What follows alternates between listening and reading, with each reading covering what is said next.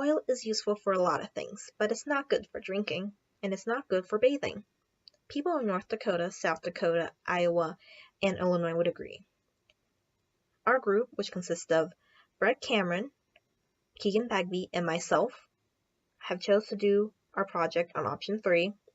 Ethics influence how and with whom a company conducts business with for profit and what impact that profit has on employees, consumers, the environment, and the sustainability of the planet's resource.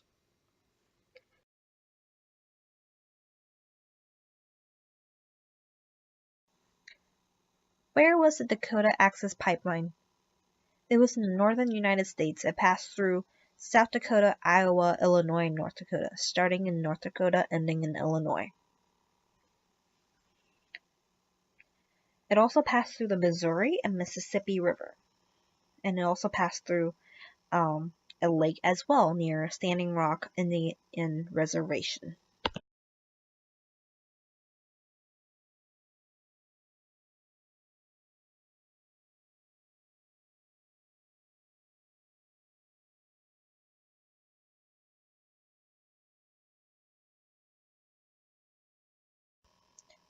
The Indian reservation that was most affected by the Dakota Access Pipeline was the Standing Rock Indian Reservation.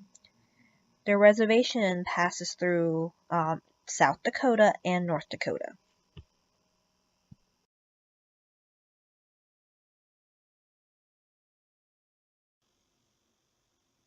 The pipeline was planned by Energy Transfer Partners.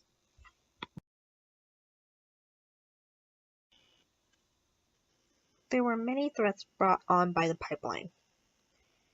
Some include health issues, others environmental, and some cultural. For example, a health/environment issue would be if a water source were to be contaminated.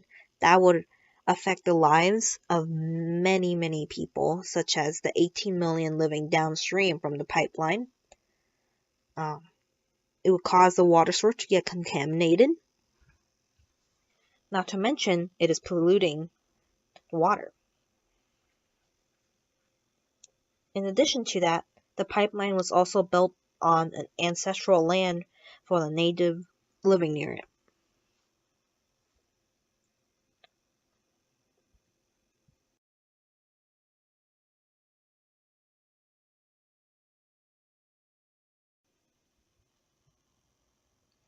Before the construction of the pipeline, the Army Corps of Engineers were asked to conduct formal environmental impact assessment as required by law.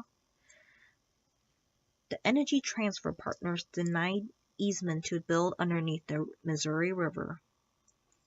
And that was under Obama in December of 2016.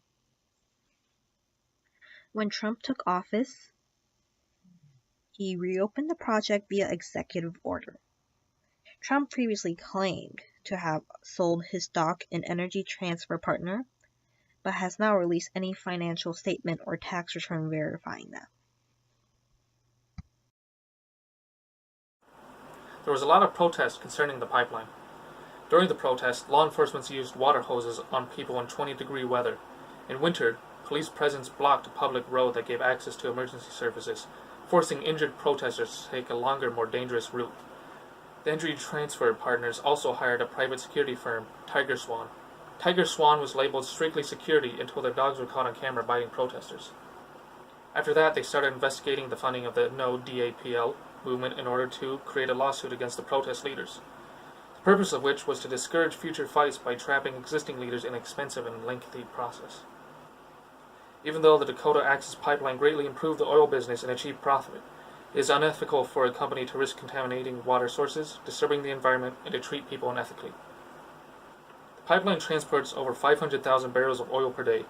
There were 5 leaks in 2017, the largest of which consisted of 186 gallons. 356 gallons total that year. These spills are not required to be reported if they are contained. The U.S. is still largely dependent on fossil fuel, which is continuing the degradation of the environment.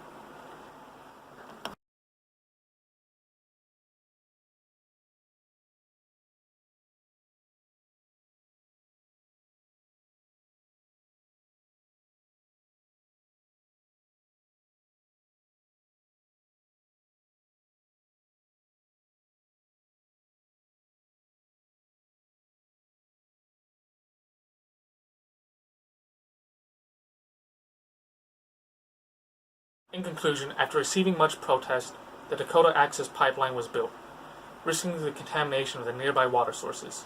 It also continues the US's dependencies on non-renewable resources.